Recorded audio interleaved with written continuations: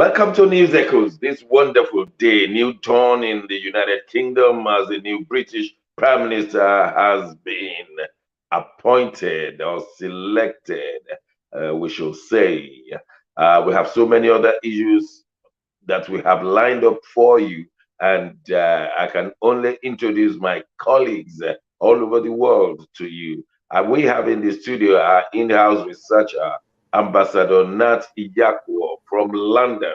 Ambassador Nat, you're welcome to the program.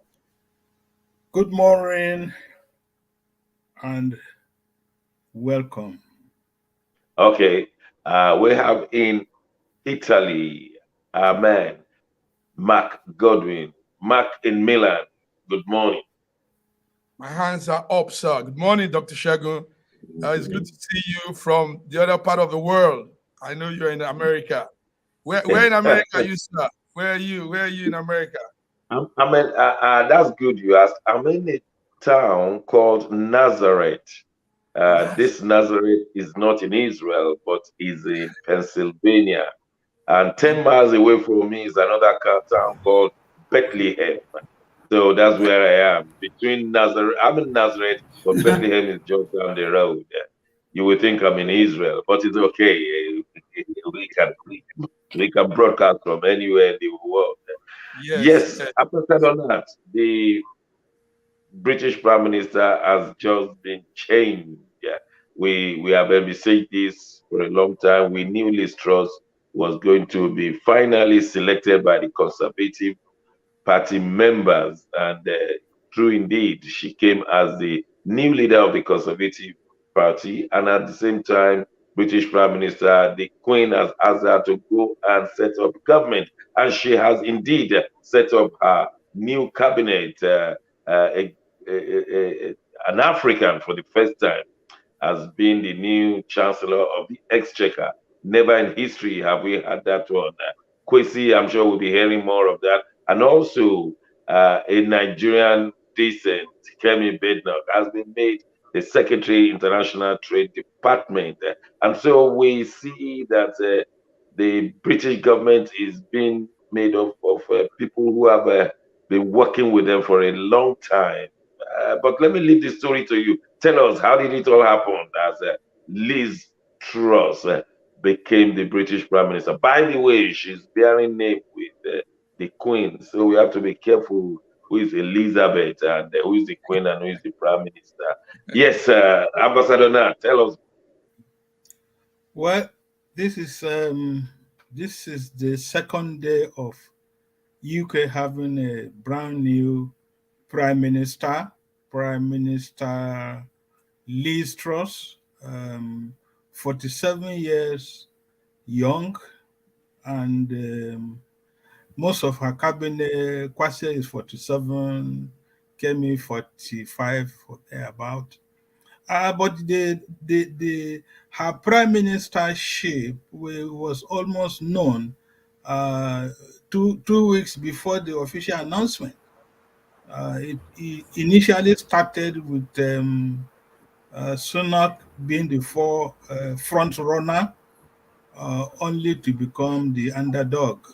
How things can easily fall apart. And so here today we have a brand new prime minister, but coming in with her infile is full and overflowing, and the challenges, the storm she's getting into is not going to be easy. There are so many uh, hurdles on her way, most especially the cost of living. Everybody is on edge as But to how. I need to ask you a question, Ambassador. She has always been carrying Boris Johnson on her back. Most of her speeches will be, I want to thank my predecessor, Boris Johnson, who is my friend. He did Brexit, he did this. And it appears the populists are not interested in Boris Johnson.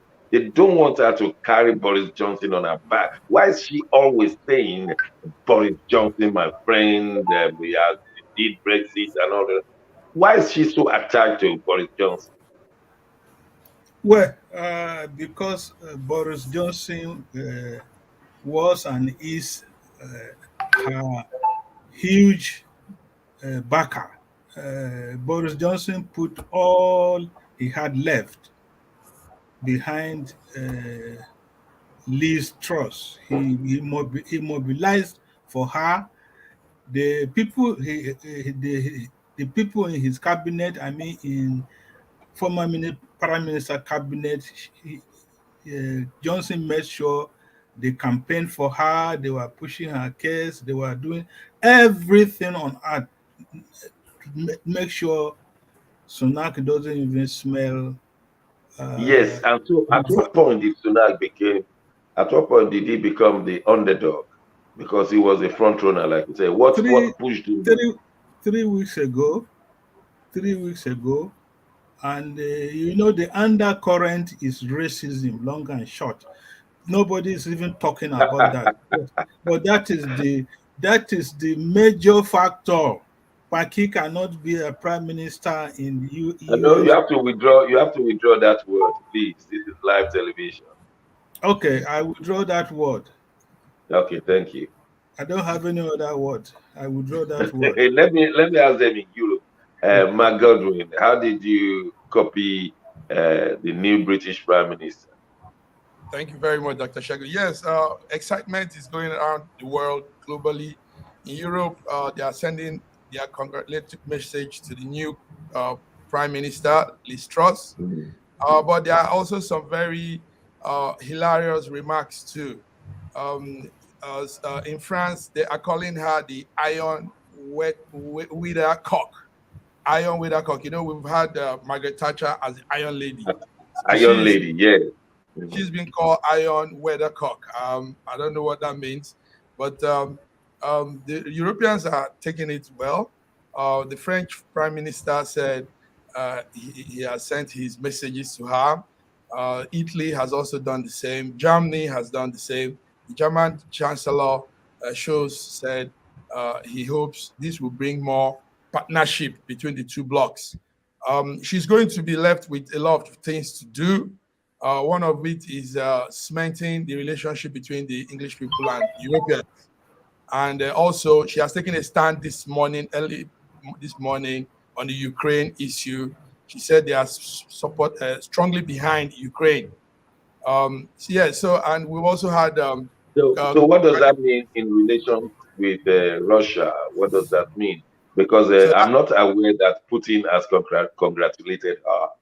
Yes, Putin has not congratulated her. In fact, in the Russian TV, Russian media is putting a lot of mock,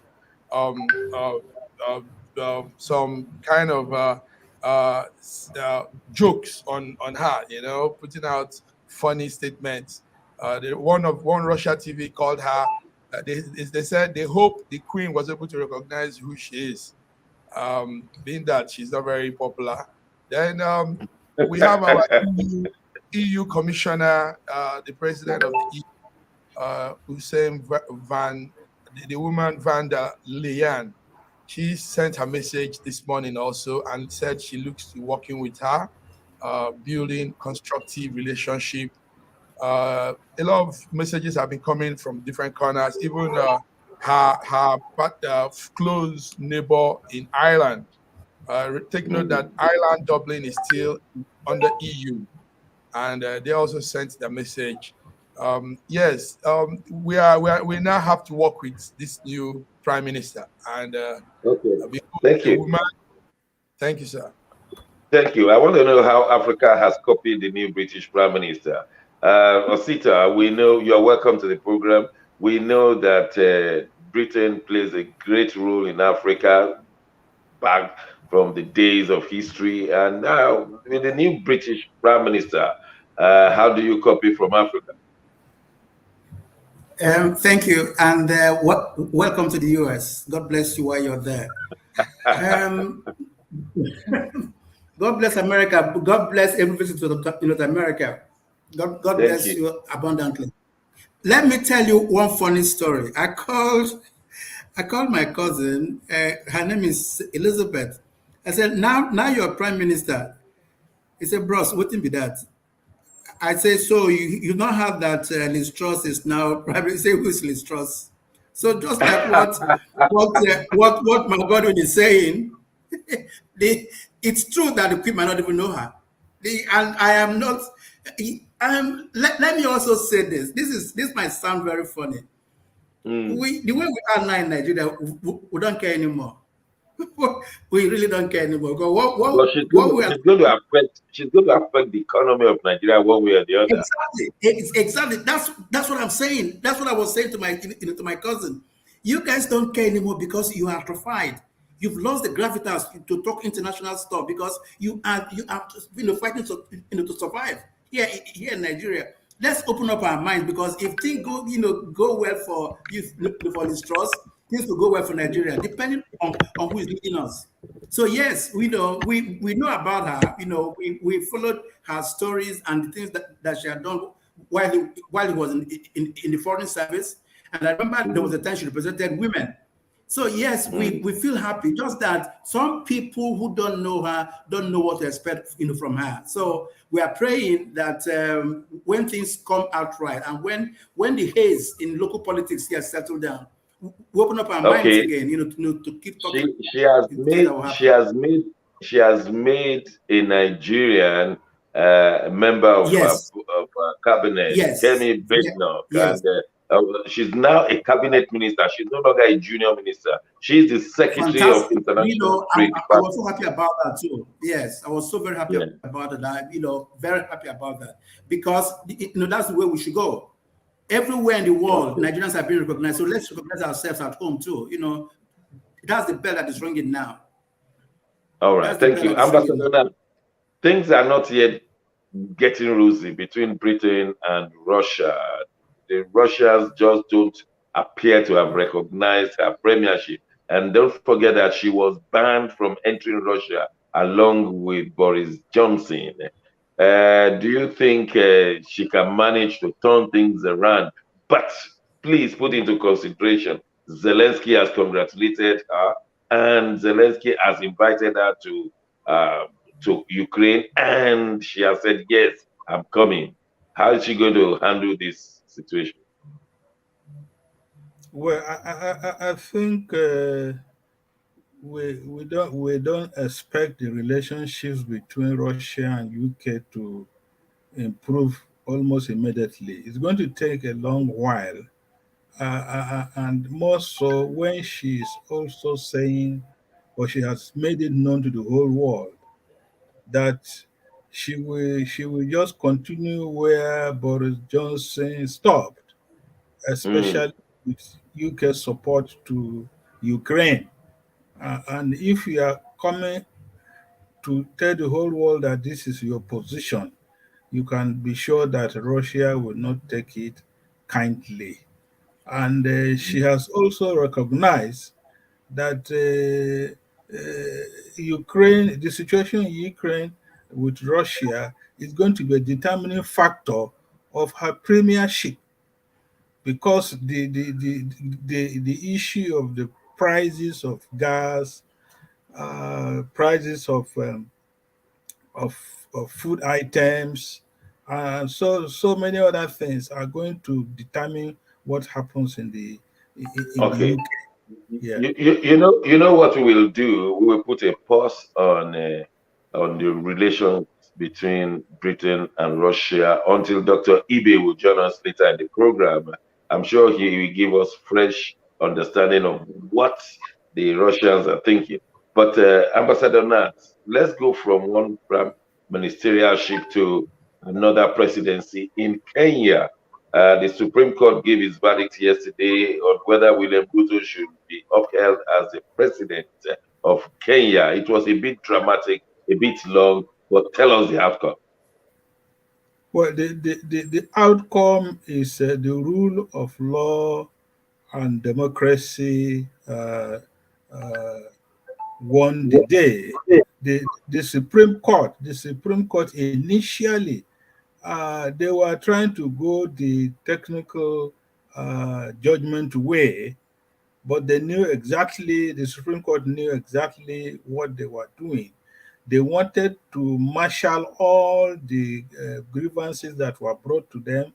The 7 the 7 contestants led by Raila Odinga, the Supreme Court consolidated their points and passed a judgment that was favorable to everybody. Because even if Rahila said, Rahila and his group said, we don't the words now I want to be very careful. They accept the judgment of the Supreme Court, but they do not agree with the points they use to pass that judgment, which means they are in between. Okay, quick question. Is this the end of Raila Odinga? The reason why I'm asking you is I know that you and Raila Odinga have met in the past and you know him. So will this be the end of his political career in Kenya? Yeah, at 77, and for the next 10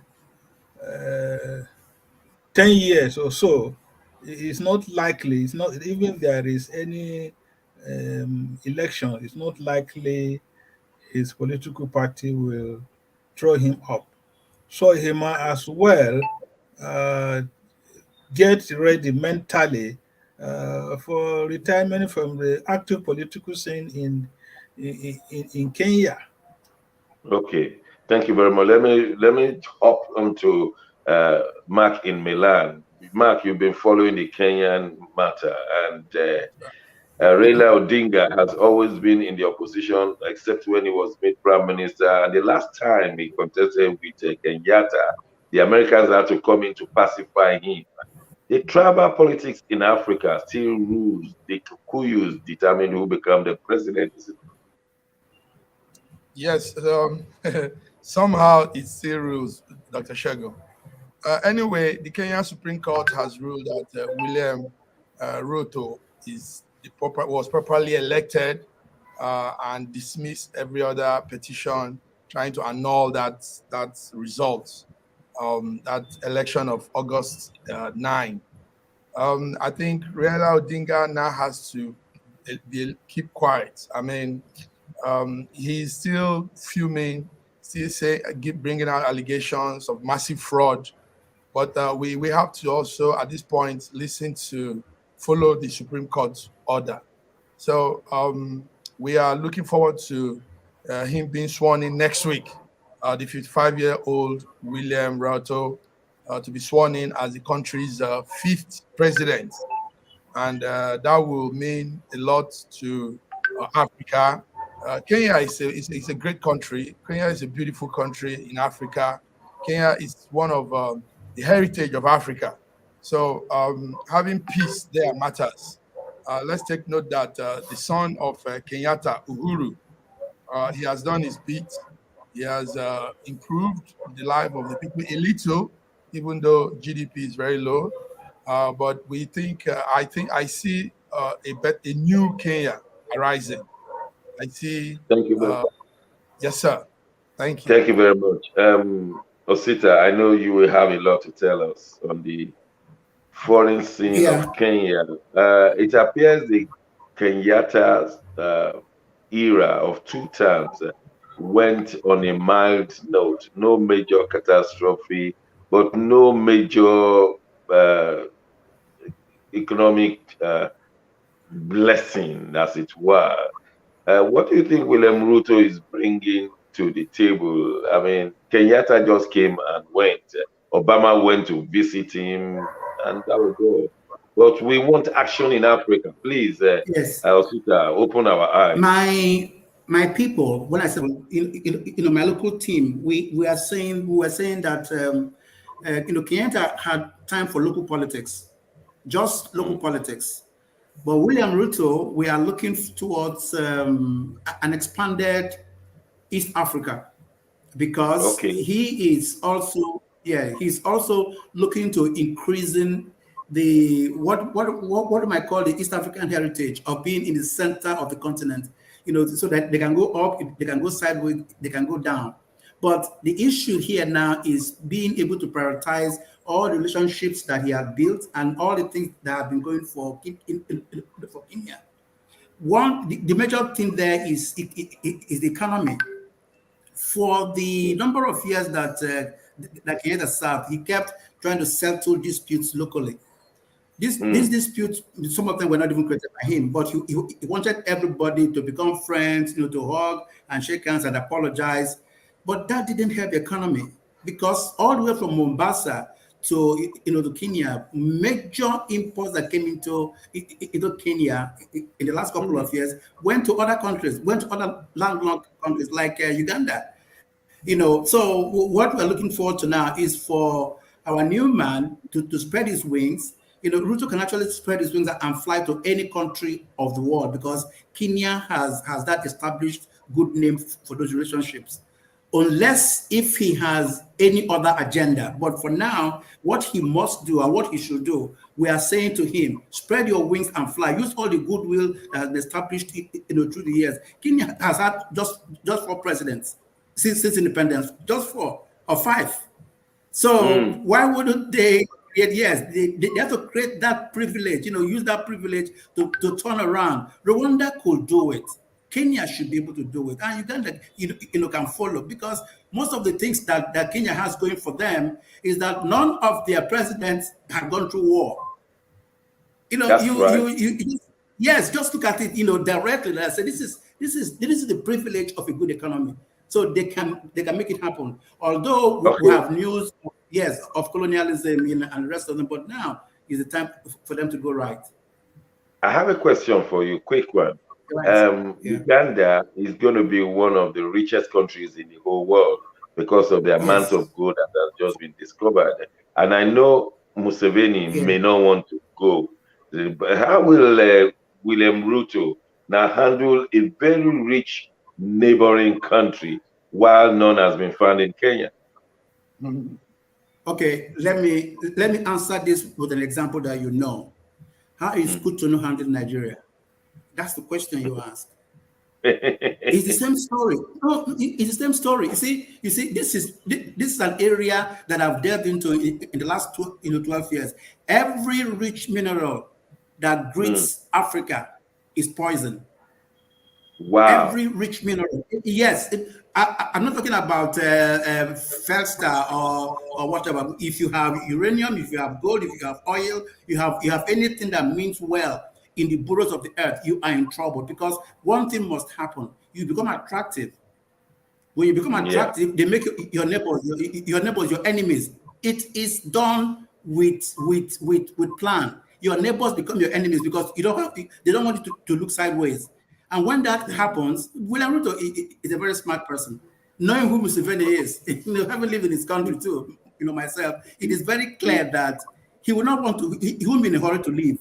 But his age is not helping him. So he's going to use his family members. What he's doing now, his family members are in force with him now, and then that will also mean that he's going to create more enemies inside the country and outside the country. Museveni will do anything to stay in power with this money, and he was the one who suddenly forgot his birthday and brought in a clergyman to remember it for him, so that his age was reduced and he could stay in power. And well, I'm aware that we have undergraduate and postgraduate students listening to us, so we really want to beef up the discussion, and I'm glad that you guys are up to the task.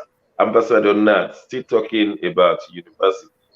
It appears the Academic Staff Union of Universities in Nigeria are not going back, and it also appears that the private universities are cashing in. They are asking people to come into private universities. They are ready to receive them. Even this Osun State University has created a new form for undergraduates to fill and be recruited into their campuses. What's going on now in Nigeria? Well, there is disarray and confusion, not only in the whole country, but in the education sector. The federal government, because they don't appreciate and value the role of education in nation building and nation development, they don't, honestly, they don't care. The Buhari doesn't care, the Minister of Education doesn't care, or they don't know exactly what should be done. And the once they are talking of setting up a committee, it means they don't have a clue as to how to sort out the issue at hand. You set up a committee, the white paper, and then implementation, and nothing happens. And as we know, the current administration is just putting the can down the road. They know in the next 5, 6 months, they are no longer there. And as they did with subsidy, they are trying to do with education. So this is the situation we find So ourselves. we don't see ASUU budging and we're saying we are going back. We can't see it at all. No, we can't see them forfeiting their 6 or 7 months salary. And we should also know that in the university, the academic staff teaching is only one of their roles. They do research and community service. And so when you are talking of no work, no pay, it simply means no pay, no work. How many civil servants or public servants are really uh, collecting salary for doing any work? They don't do anything apart from gossiping. Okay. So we tend to be stuck. Let me ask Osita, Dr. Osita, Yes, how sir. you guys coping with these undergraduates not going to school? How happy are you as a nation? 6 months, 7 months, No, even some say 8 months. there is no word like happy. In that realm, there's no word like happy because it becomes more painful when the minister himself tells the country that the president says that they should do everything in their powers to resolve the impasse, but do not sign anything that you cannot keep. Do not make any promise that you cannot keep. Do not sign any document that you cannot implement. Which documents are we talking about now? ASUU's request.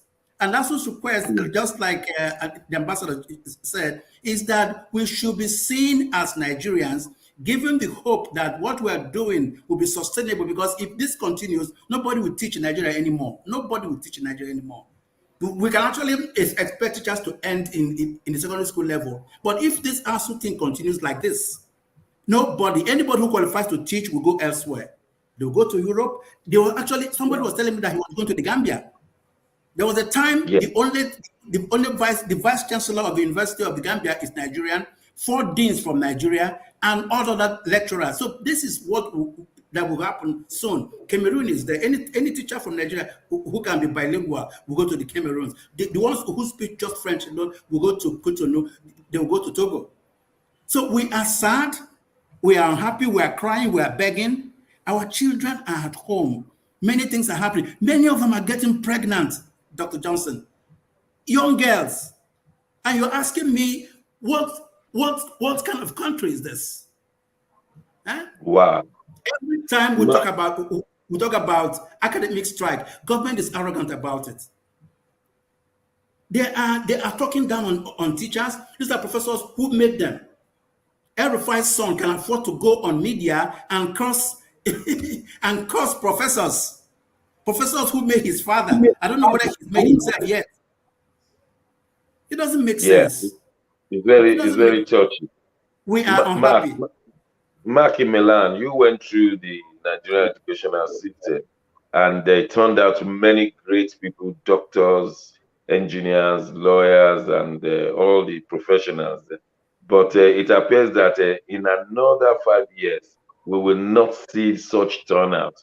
We will see some louds turned out of university system because of the ineptitudeness of the Nigerian government. What do you say? Oh, Dr. Shagun, it's been said. I mean, it's so pathetic. What we are seeing happening in the core of what makes a country. Education is what makes a people. and we're seeing this play out. It's sad. Yesterday, before yesterday, the federal government said it plans to withdraw every future negotiation with university workers, and that is coming from the ministers. And it's really sad. Dr. Osita has said it. It shows that this government doesn't understand what it takes to make a nation. The continuous dialogue and everything that has not worked. In fact, it gets worse every day. And the Minister of Education is not helping matters. They don't want to listen to ASUU, the university lecturers, the National University Commission. And in fact, we don't know what to say. Like Dr. Osita said, now most of the students are getting into other things. Some are also traveling, marrying, making children, and life is taking them to a different angle. And this is let me ask you an important question. Even though I know we're going on a break in a moment. Is this not an extension of Boko Haram? Boko Haram simply means Western education is futile, is unnecessary, is degrading. And so if the federal government feels that we don't need to push education, it's an extension of Boko Haram, isn't it? That's a very good insight, Dr. Shagun. That's a very beautiful word. That's what it is. This is an extension of the belief of Boko Haram, the belief of ISWAP, and most of these radical movements in Nigeria. So, and they've succeeded. If the ASUU is on deadlock, if ASUU is not working, universities are closed, then we probably should just be like what Boko Haram wants us to be. So that's a good one. Nobody thought of this, but you just eat it, Dr. Shagun. Yeah, they're killing education. They're killing education. They believe it's Western education, yet they use cars, they use guns, they use machines. Well, we'll just leave it there when we go on a short break. When we return, many people have been asking the APC, how can APC succeed APC, a failing APC? We shall be looking at that because many people just think that APC should not succeed APC, especially because they believe that APC has failed. Don't go away. We'll be waiting to hear from our friends.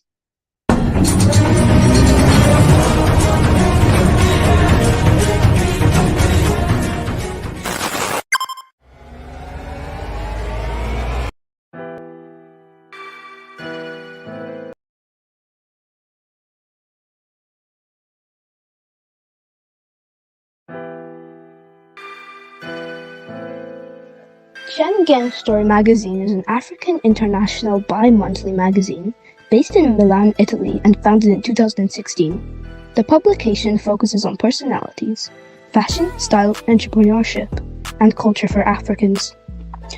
Though articles on food, movies, fitness, music, travel, sports, technology, and books are also featured. Our lives full of best stories. A lot can happen in a month. Expand your mind, change your world. Get Schengen Story magazine's full editions. Celebrating Africans make an impact. Read better, the inside story. Your fashion magazine for a better lifestyle. Inspiring stories for you. Your monthly dose of entertainment. A better mind, keeping you updated. Hashtag Schengen Story magazine. Get Schengen Story magazine full editions.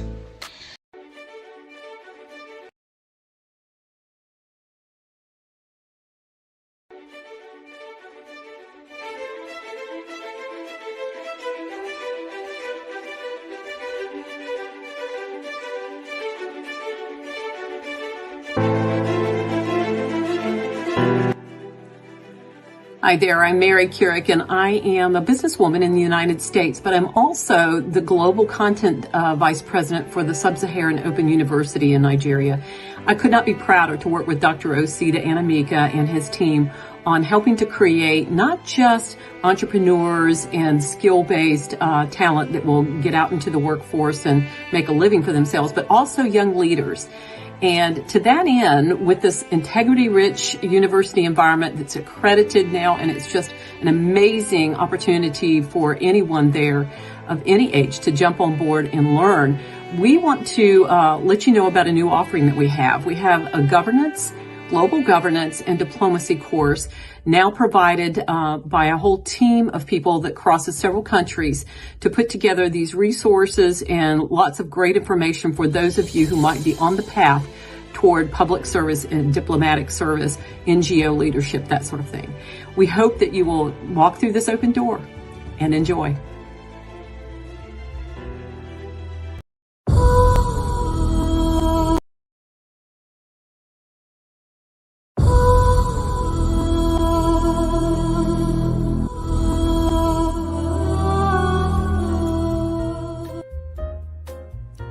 When I wrote the book, The Final Solution, the Lord gave me some things in the spirit realm to see going to happen here. And that is why you need to get a copy of this book, not because of the purchase, but because of the contents. We've not spent 2 weeks. Now we have seen the problem in Ukraine, Russia, and Belarus, Donetsk, Luhansk, and all the other surrounding nations, talk less of the Western countries and the Eastern countries. We want to pray that this stops where it is. Some people are even imagining a third world war. I pray that there'll be no third world war. But we need to know the solution to all of these problems, and they are well packaged in that book, The Final Solution. The amount of money is next to nothing. Go to Amazon and buy this book. Go to the Kindle, go to KDP and buy this book. It's very important. So it is in Amazon and Kindle. And of course you can purchase the paperback, but it's not about the money. It's about the contents to have solution to Ukraine, to Russia, to the West, to the East, and indeed all parts of the world. Do get a copy and let's start operating the solution of God to our time.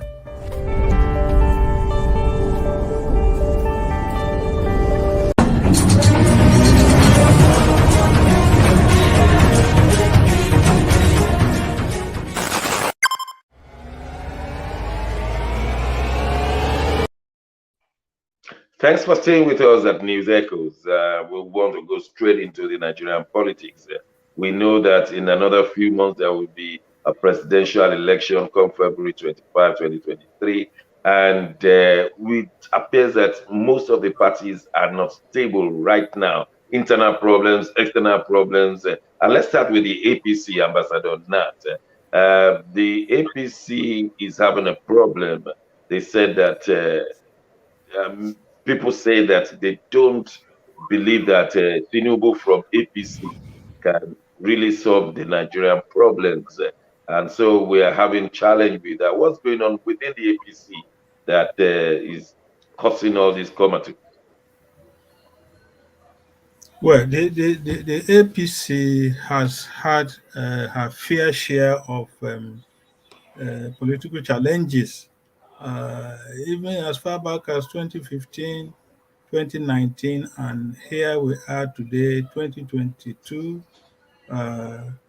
The presidential campaigns or the general campaigns will start on the 28th of September 2022. But what we have been hearing or seeing is not anything near political campaign. People have been involved in personality campaigns or other mundane and unrelated issues. No ideas, no good stuff, nothing. And so APC has really not helped matters. The Nigeria of 2022 is not the Nigeria of 1992 or 93 when Abiola and King IB ran for presidency. Things have changed. Things have really changed. People have become more sensitive now along the fault lines, ethnic, religion, and any other factor that is coming into play. And so this yeah, is... well, I think the people have a problem with Tinubu saying, I'm coming to solve the problem of Nigeria. They believe that APC has not performed in the last 7 years. And so APC should be jettisoned and let a new hand come in. And Tinubu is now distancing himself from Buhari and saying, no, that was Buhari era. My era will be different. And people are asking, both of you are APC. In fact, according to your own words, you sold Buhari to the rest of the populace. They bought that candidature from you. Now, this candidate has not performed to their expectation. So how do you want us to now believe that APC can solve the problem of the country? I think that's the bit we want to hear from you. No, but what is really happening is Tinubu started by saying that he's going to continue what Buhari did for 8 years, and people are saying, "What did you just say?" That is where the issue is, and there is no way that Tinubu and Shetima are trying now to say they don't know Buhari, because that is what they are trying to say. We don't. Whom are you talking about? Which Buhari?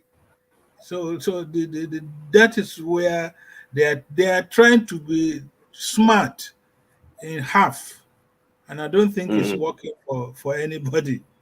Not working for them. Thank you. Let me welcome Dr. Godwin Ibe from Moscow, Russia. You are welcome to the program. You have to unmute. Dr. Ibe, you have to unmute. Thank you for having me. Glad to have made it here. You look very fresh. Moscow must be very good. But I'll be asking you a question in a second. Let me get to the seat of capital in Abuja. Dr. Sita, APC cannot help Nigeria. It appears some people are saying they cannot. The Tinubu faction is getting out of the backlash on Buhari. Is this possible? No, it's not possible, but he's trying. As a matter of fact, if you hear them talk now, it's like another party. It's like there's a fourth national party in contest. There is APC Jagaban, APC BAT. They are succeeding in trying to run away from what's going on in ASUU Rock, because they are hoping to bring a new ASUU Rock.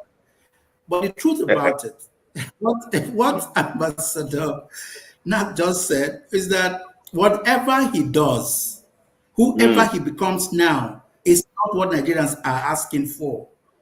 He stood on the podium and cursed every other person in Nigeria, some 7 years ago. And some, 4 years ago, and he said to us, this is the man who is going to bring the solution. He is going to beat Boko Haram. He's going to give you $1 to 1 naira. He's going to give you this, he's going to give you that. And now today, the same person is saying that, no, what this man did, in the last 8 years or in the last 7+ years, is nothing. I am the one.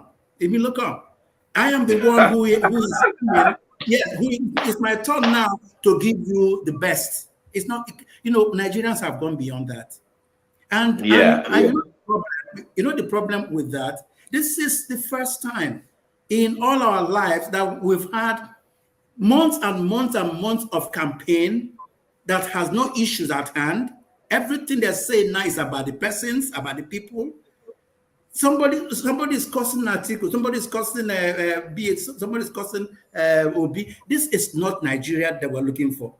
And people who know what Nigeria they were looking for, they are saying, let's stop talking about tribes. Let's stop talking about names. Let's talk about anybody who is coming for the next, dispensation that will give us Nigeria that we have always known. Nigeria that we're looking to become. I think we are waiting. We are eager to get to September 28th when INEC will say, yes, you can now campaign. And then we will be hearing the issues. On News Echoes, we shall analyze the issues to the very end of it all, the depth of it all, we shall analyze it. We are waiting for September 28th. But in the meantime, is mudslinging of names, and that's not our own portion here. Dr. Ibe, I sincerely welcome you because I wanted to hear your views on Russia and Liz Truss. Please correct me. Putin has not yet congratulated the Prime Minister of Britain. Is there any problem? Well, we know that right now the relationship between Britain and Russia is far from the best, especially if we say between Russia and NATO countries is very far from the best. Um, but at the same time, we also know that certainly there can be no global peace without agreement between Russia and NATO. It's a fool's errand to try to chase peace or even fight global poverty without a But peaceful agreement between Russia is and it NATO. not diplomacy to congratulate any new government that is coming into any of the nations? That's just part of diplomatic job, isn't it? We have diplomacy has rules, but sometimes it doesn't always work like that. Maybe she will still be congratulated. We don't know. There's no time limit to congratulations. Maybe she will Or still be is it congratulated, but because she has been there's no banned? She has been banned. I'm landing. I'm landing to that. Okay, land, please, land There's no quickly. time limit. There's no time limit to congratulations. Like I said, Britain and Russia relations now are the best. Dmitry Peskov, the speaker to the president, has said that he doesn't really expect the relations between Russia and Britain to improve after Prime Minister Liz Truss has been elected. So, well, not seeing the eagerness to congratulate her shouldn't be a surprise. But like I said, there's no time limit, and considering the cultural exchange between citizens of Russia and Britain, and in terms of English being considered the first international language, and other cultural exchange among the class, the Okay, non-political okay. class, it leaves a lot to be One more desired. question. One more question, and we'll go back to Nigerian issues. Hmm. Hasn't the Kremlin pushed Liz Truss towards Ukraine further than before because of this lack of congratulations and warmth towards the new British Prime Minister? Hasn't that pushed Liz Truss to now accept Zelensky's invitation to Ukraine? The short answer is no. The long answer Yeah. is that whatever Russia does, whether they play red, yellow, green, blue, they will still be considered a geopolitical foe to NATO. It's also clear by the leaders of NATO that said that they had been supplying weapons to Ukraine before February 2022. So they had always seen Russia as a geopolitical adversary, and they have been preparing for that for a long time, much before the beginning of this year. So there's nothing that Russia would do to change that Russian stance. pilots have been trained into British airspace. Almost many times, Russian planes have been into British airspace, haven't they? Yeah, but that would be a one-sided conclusion because they do them to themselves. In like, for example, look at Alaska. U.S. buzzes Russia all the time. Russia buzzes U.S. It's very very common among NATO and Russia. They buzz each other's airspace. They go to air identification zones. Sometimes they even very clear. And at the end, the result will be they will say they didn't do it. They didn't. They were following They didn't mean it. international law. Okay, okay. They not that they didn't I'm mean it, they getting that didn't do it. They were following international law and in international airspace. Russia So wants to buy Alaska, isn't it? Russia is planning to buy Alaska back. But of course, it's no, going to no, no, no. be. Russia it's not official. It's not official news report. No, Russia doesn't plan to buy Alaska, and I don't Okay. think anybody wants to sell Alaska. What is official, Dr. Shago, as at today is Europe is going through energy crisis and is Yeah. getting deeper for as Russia puts limit on exports of the natural gas, and is Do, forcing do you European think? government. Do you think Russia is happy? Is now laughing? We have the upper hand due to this energy crisis in Europe. I mean, Of course not. you can see the smile on Dr. Godwin's face. I think Russians are happy with this. Of course not. Of course not. Of course not. It's only I'm happy to be in the I'm happy to be on the show. I'm happy to be in the midst of my brothers, but I'm not happy with the energy situation in Europe. Like I said, the sanctions have been a boomerang, negative consequence on themselves, especially on the person who is inflicting it. And like I said, we need to push for more cooperation between Russia and both the East and the West, because they both add value to the world. And for example, if you ask me one of the best things man made, I would tell you jazz, being a musician as well. Yeah, I will tell you jazz because I really love jazz. It's American invention. If I tell you what do I like about the British, I'll tell you, well, the English language. In Russia, if you tell about Russia, well, you talk about energy, you talk about vodka, you talk about rare earth materials. These are sectors that they control. They are almost monopoly. So when there's no cooperation, these are the effects. Sanctions are just negative in the long run. In the medium to long run, it's always negative. I'm sure there'll be more to say about it next week. Thank you, Dr. Ibe. I quickly want us to discuss why the PDP is still not the best opposition party that any nation would want. Ambassador Nat, PDP is still not the best opposition party. The internal wranglings bringing it down. Well, you see, PDP enjoyed a honeymoon for 16 years. Is it 16 years? I think so. Yes, or something like that. Yes. And because PDP was founded by the generals, the military generals, serving and retired, and as democracy, political democracy grew in Nigeria, the civilians got tired of the military. They had gone, but they were still visibly present, determining almost any president that is going to come after the next. And what is really happening in the PDP is the issue of the generals have shifted their allegiance to other individuals and other political parties. And so PDP is finding it very hard to play this major role of being in the opposition. And why is Wike? What is important about Wike? Why does it look so important and yet undignified? Wike is becoming important because there is no democracy in Nigeria, and there are no political parties, no ideologies. The political parties are built around individuals who have deep pockets, and that is not how to develop political parties. That is not democracy, and so this is what is happening. But the sad thing, let me just finish. The sad thing about the way we play our democracy, as the one after the next day, when you are no longer in power, you are gone. By next year, May 29, 2023, the name Wike may not even be known again. Okay. I think you made mention of one important point. Dr. Sita, a country without ideology will neither know its left from its right. Its politicians will move from one party to the other. The people will just be moving from one party to the other. Is that a problem that we have seen in Nigeria, especially with the PDP now not having any idea to sell to the country?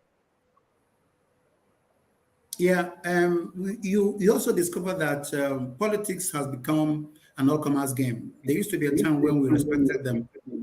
Anybody you call politician, we're looking forward to leadership from the person. It's no longer happening. Yeah, we no longer have leaders in politics. It's not there anymore. As a matter of fact, there was something that Woloshenka said just a couple of days ago, that his respect for Jonathan was his readiness to call and congratulate Buhari, even while the counting was still going on. That's his statesmanship. In the face of everything else, I have not seen a politician do that lately. So to answer directly, PDP does not have a platform for ideas. It became the anchor room for frustrated people. So when you are not happy with APC, and when the news happens that somebody is going away from one party to another, particularly on the PDP, PDP is happy. They're not even asking, what is the character? What is the content of this person? How does the person affect our party? What is it bringing there? The only thing that is good for them is that the person has dumped APC. Dumping I think you are APC in a good you are in a good position to answer this question. Why yes, is Wiki a South South man so yes. antagonistic to Okowa of South South origin, and yet the only one presidential candidate can PDP have, because that's the issue, isn't it? Okay, I will answer that because I am from Delta too. The Mm. issue is that PDP, Wike doesn't remember where he comes from when his person is dangling. He doesn't remember where he comes from. It doesn't really matter to him. He has done that to Amechi. If you remember, Amechi has no content in River State anymore. Amechi cannot walk into River State now, and raise the clinched fist. No, he cannot, because we wanted him that low. And if you want to know what he is planning for Kowa, it's a box full. And this is his Wow. nature. It is not because he has an ideology that Okowa cannot be a good vice president. No, it is because he sees that as an insult on him. I've spent all the money that he spent, and he was seen as the candidate by counting, and the man chose Okowa. So all the travel to London or the travel to wherever he's going to is an expression of personal anger, not for party, not for politics. He is like that. Because if you saw these two guys, Amechi and Wike, as kids, as teenagers, as growing up friends, you'll never believe that they're not talking now. And Amechi has wanted to make amends. He said no. So, PDP or no PDP, I'm just saying that PDP provided a platform for someone like him to blossom. That is what it is. Other parties may not give him that kind of leeway. That is what Okay. he has now. He's going to use I it think to the we'll end. give this one more time next week. Mark in Milan. Um, we are not hearing of other parties apart from Peter Obi from Labour. What's wrong with other parties? ADC, SDP, why are they not coming up? Well, other parties are doing things, but you see, like Ambassador Nat said, Nigerians are wired to these two main parties, and it's a problem. Meanwhile, you could look into the ideologies of all these other parties, the aims and plans they also have, to weigh these two things and come up with a good decision. But this is how we are. It's a black man's way of doing things. We are used to what we are used to, and it's hard to change that narrative a lot of time. So ADC is going on. African Democratic Congress is one of the party, and a lot of things are happening there too. SDP is Okay, doing, maybe once the and, maybe and once the sorry to cut you. Maybe once the ban on the campaign is lifted, we will give them some exposure. Dr. Ibe, I'm going to give you the last say for this program. Ideologies. You are living in a country where they have a proper cut out ideology. An ideology is simply defined as a set of ideas and beliefs of a country with which their policies are formulated and implemented. Tell us more. Is ideology that important for a nation to move forward? No, I don't believe ideology.